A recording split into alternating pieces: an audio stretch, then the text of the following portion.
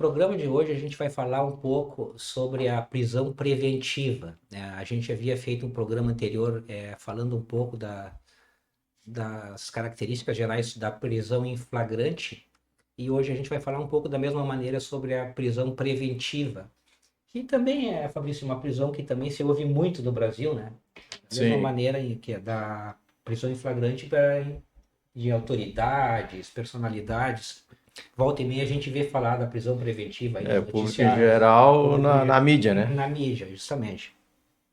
E eu acho que a gente tem que começar falando aqui, basicamente, que a prisão preventiva ela é uma medida cautelar e que ela é aplicada antes da condenação. Ou seja, ela não é uma condenação, não está se falando em condenação. Ela ocorre é, ou no inquérito policial ou no curso de um processo, quando a autoridade, o juiz, ele vê que pode haver algo no transcorrer desses dois eventos que possa prejudicar o andamento O do processo. processo. É, que a gente vai falar um pouquinho mais adiante do que se trata Uhum. essas características aí.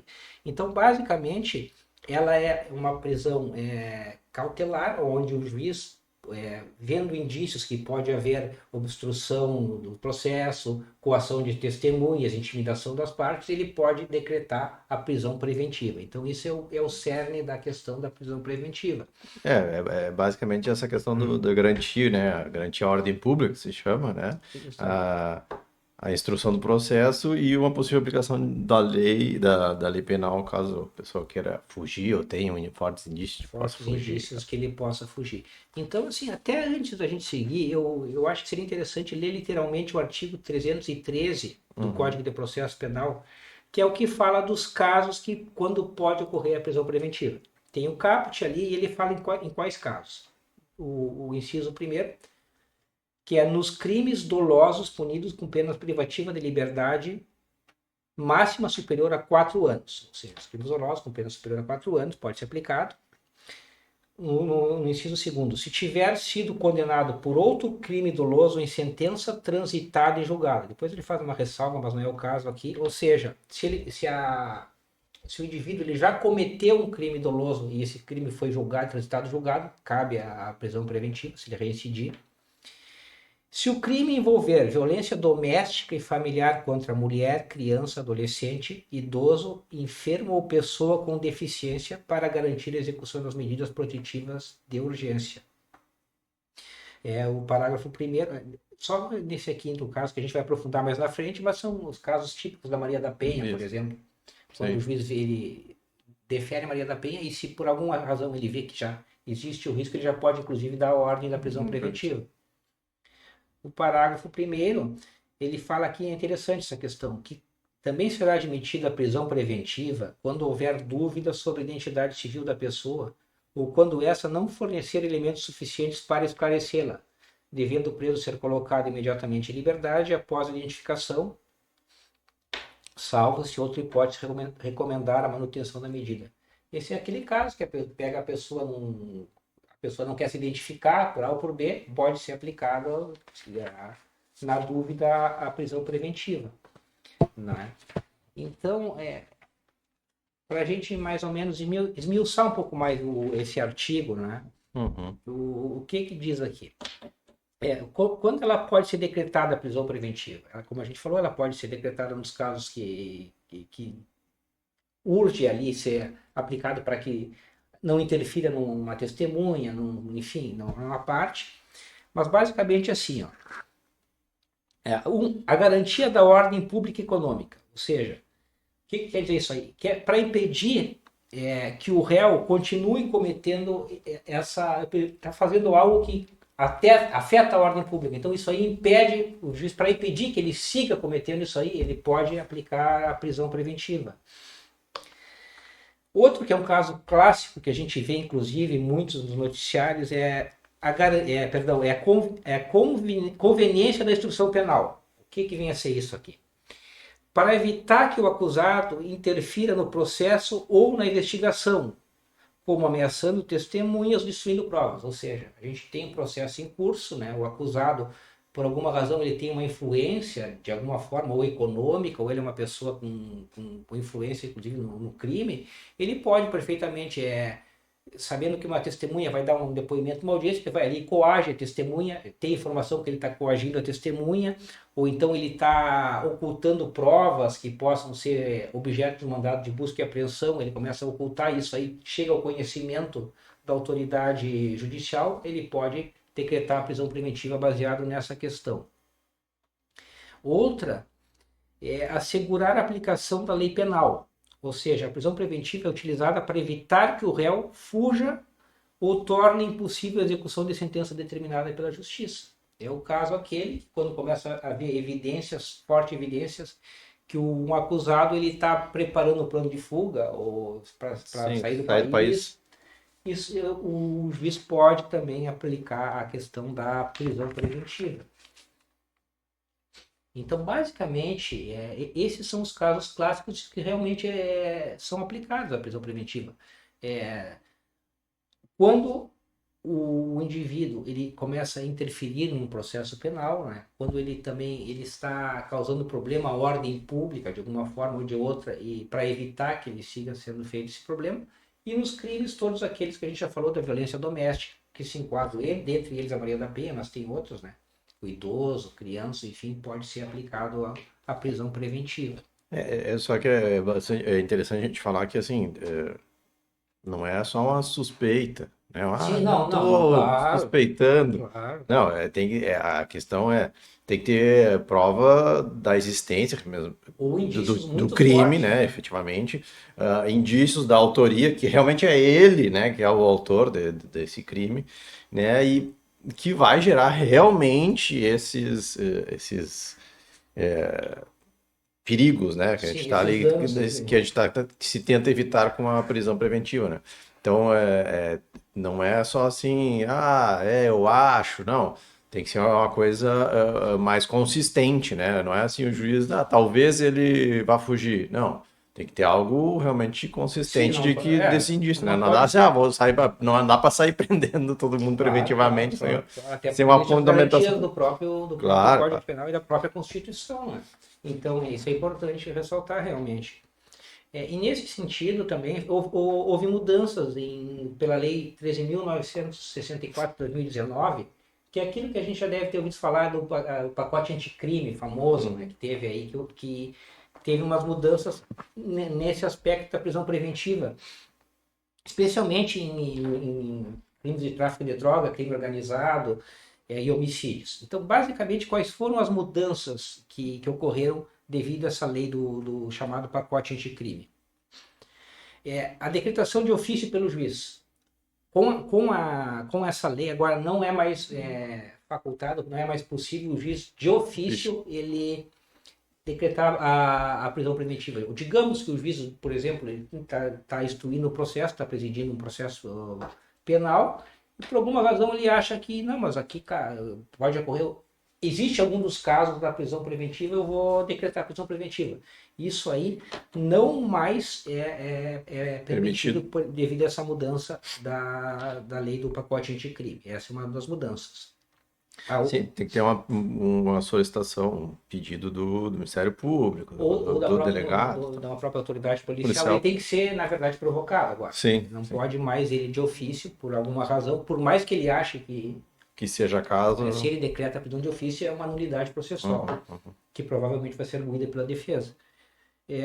Outra questão que houve aqui é que no artigo 312 foi incluído um quinto pressuposto, que é interessante essa questão aqui, que permite também a decretação da prisão preventiva, que é o seguinte: se houver provas de que a liberdade do indivíduo apresenta perigo à sociedade, além de indícios de autoria, que é aquilo que tu falou, né, Fabrício, tem que saber que realmente é ele, a prisão preventiva pode ser decretada. Ou seja, se um indivíduo ele está em liberdade e aquilo ali, mas ele já está claro por indícios que ele está causando risco, o juiz pode decretar a prisão preventiva, desde que provocado, por óbvio, né?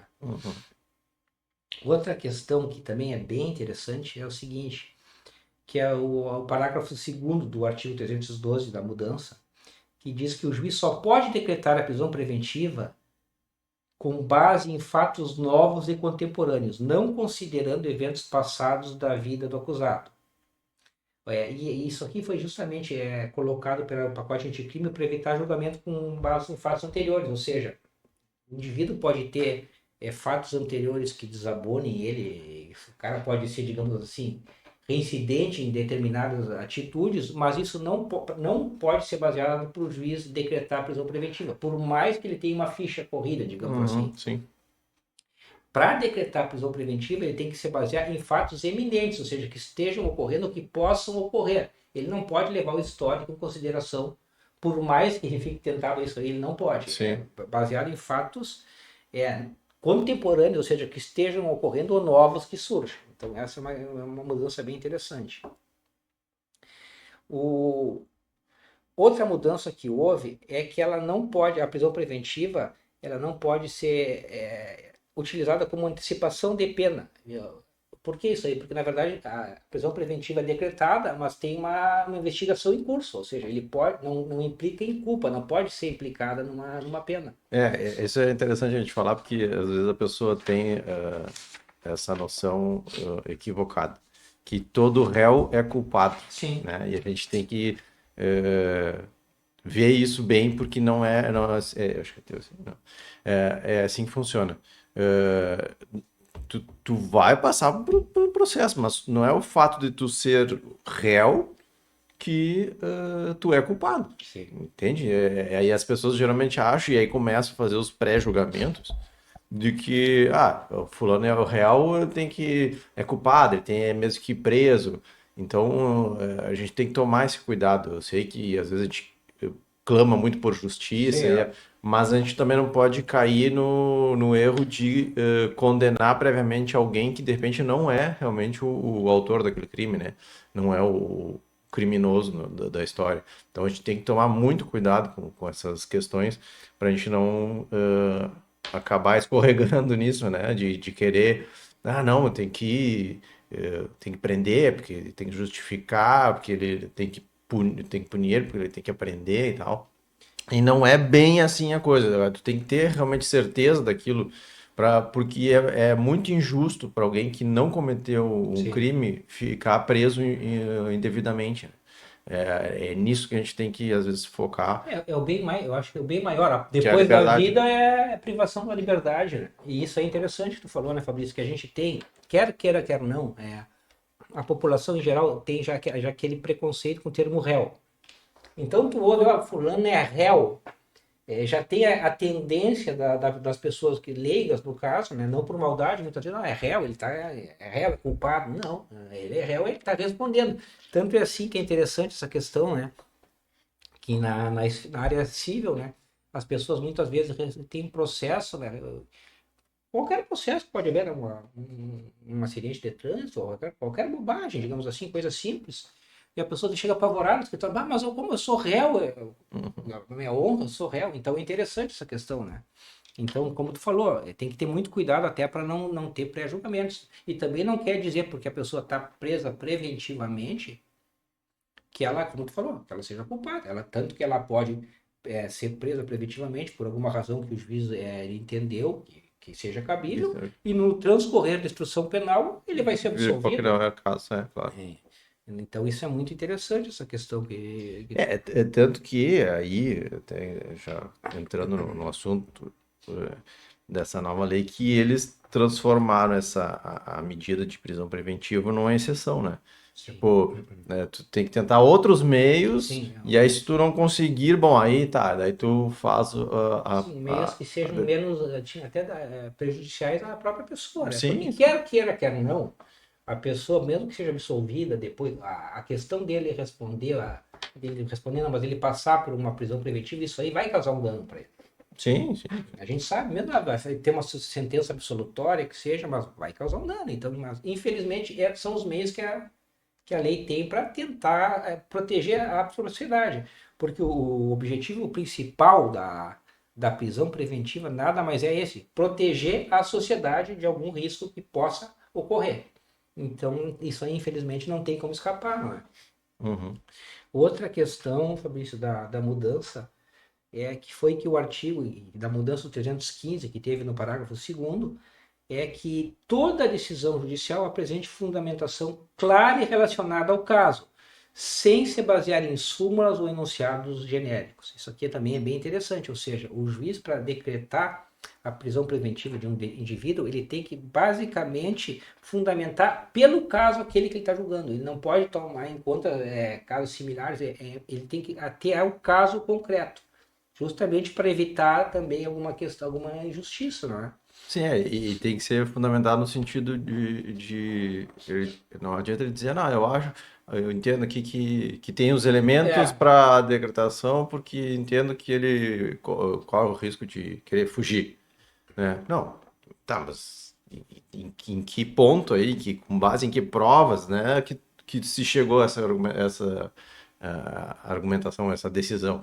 Teria o juiz que colocar lá, ó, não, eu vi que ele saiu da cidade, foi ver a questão de passaporte, se deslocou para tal estado, está querendo sair pela fronteira tal que é mais fácil. Então tem que ter esses elementos. Não adianta concretos, concretos. não, eu acho que, né, porque ele tem dinheiro, talvez facilite a fuga dele. Pô, isso não é justificativo, né? Tem que ter uma coisa mais concreta Então Sim, é não pode ser um importante. exercício de imaginação. É, Tá criando uma tese ali que tem que ser o caso concreto. É bem interessante essa questão. E também o que a gente tem que falar aqui é o seguinte, né? Que a prisão preventiva tem a questão da revogação dela, né? Que ela é tratada no artigo 316. Ou seja, quais são as razões que pode ser revogada a prisão preventiva? Que ele fala que se não houver mais razões para sua continuidade, ou seja, por alguma razão, o juiz decreta uma prisão preventiva e durante a instrução processual que o réu está preso preventivamente, o juiz ele percebe, bom, não existe mais algum risco que possa a liberdade da pessoa que está presa causar dano à instrução processual, não se justifica mais que ele esteja preso preventivamente. Então ele pode revogar essa prisão preventiva. seria o caso, só para dar um exemplo, ele é preso preventivamente porque ele poderia coagir as testemunhas, né? E aí, durante o processo, se colhe O o depoimento depoimento de todas as testemunhas que estão ali enroladas, né? Que todas que viram e tal. Bom, a partir dali, perde. já perdeu o objeto porque ela já fez a declaração dela, já deu o depoimento dela, né? Então, poderia já liberar ele. Então, seria mais ou menos nesse sentido. Aquilo que justificava a prisão preventiva dele, já não tem perdeu o sentido, Sim, né? sim, sim. E nesse aspecto da revogação da prisão preventiva, ela pode ser dada por solicitação da parte durante a instrução processual, ou seja, por alguma razão o defensor, o advogado da pessoa que está presa preventivamente, ele pode solicitar a qualquer tempo a revogação dessa prisão e, nesse caso, sim, o juiz de ofício, ele pode revogar a prisão preventiva, ou seja, ele não pode, pelas mudanças, ele não pode, de ofício, decretar a prisão preventiva. Mas ele pode, se ele tem elementos suficientes ali, como tu falou, um exemplo perfeito, que é da testemunha, que foi colhida a prova, que era, ele entendia que tinha risco de coação, tomou o depoimento, bom, não há outra questão, ele pode revogar de ofício a prisão preventiva. Então, ele pode, o juiz, sem ser provocado, digamos assim, pela parte, ou provocado pela parte, revogar a prisão preventiva. Uhum. E outra questão interessante, Fabrício, é a questão que a gente sempre ouve falar do prazo da prisão preventiva, né?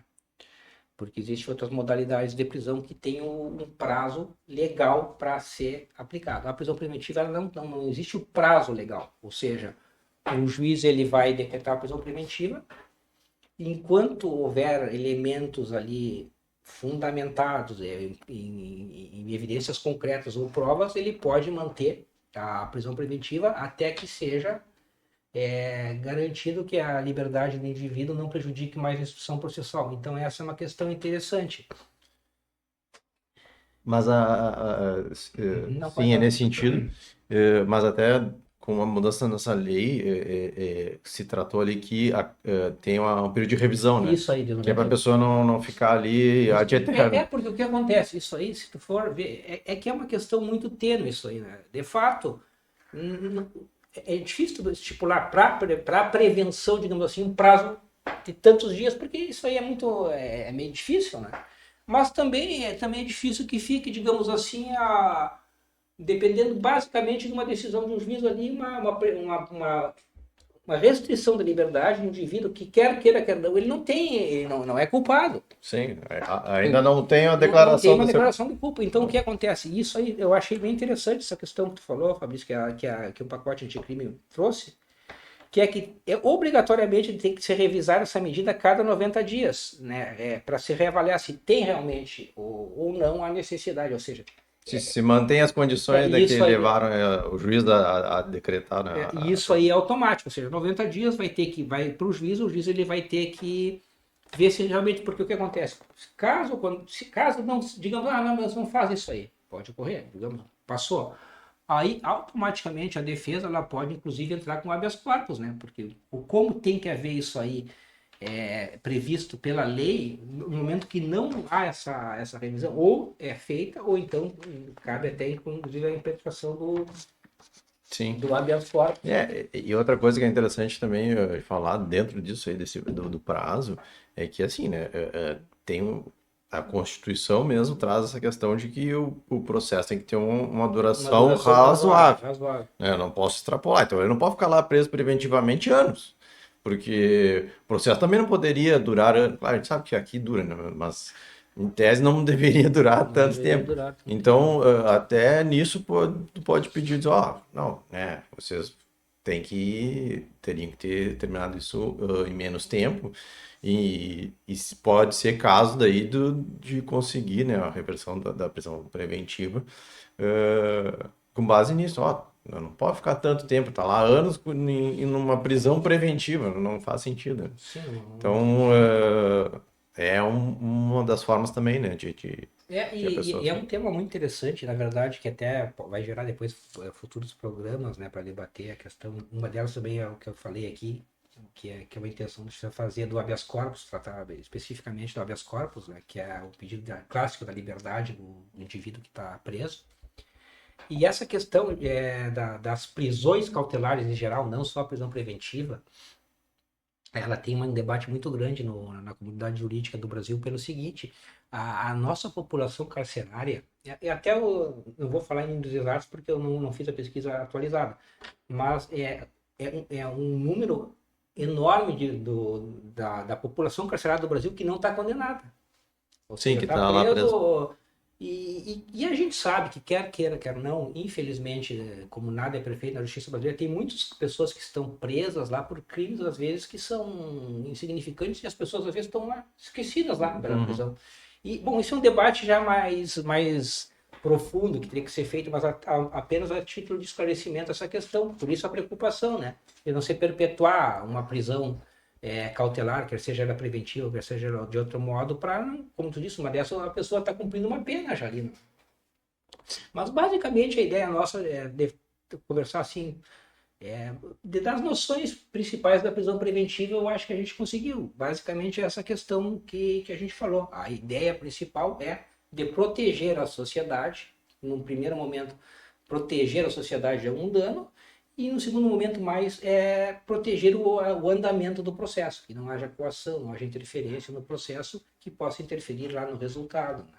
Sim, Basicamente... e garantir também depois, né, até a pena, né, se a pessoa pena. fugir é mais difícil. Justamente é isso aí. Então, basicamente, era isso que a gente queria dar uma conversada geral sobre a prisão preventiva. Sempre como a gente fala, se vocês gostaram do tema ou tem alguma outra sugestão, sempre são bem-vindos nos comentários ali. Na medida do possível que puder curtir o nosso vídeo aí, ajuda bastante o nosso trabalho. Se gostou, compartilhar também, a forma que vocês têm de ajudar a gente poder seguir fazendo conteúdo aqui. E, na medida do possível, nos sigam nas redes sociais aqui no YouTube, no Instagram, no Facebook. E desde já agradecendo a todos aí pela audiência e até o próximo programa. Um abraço.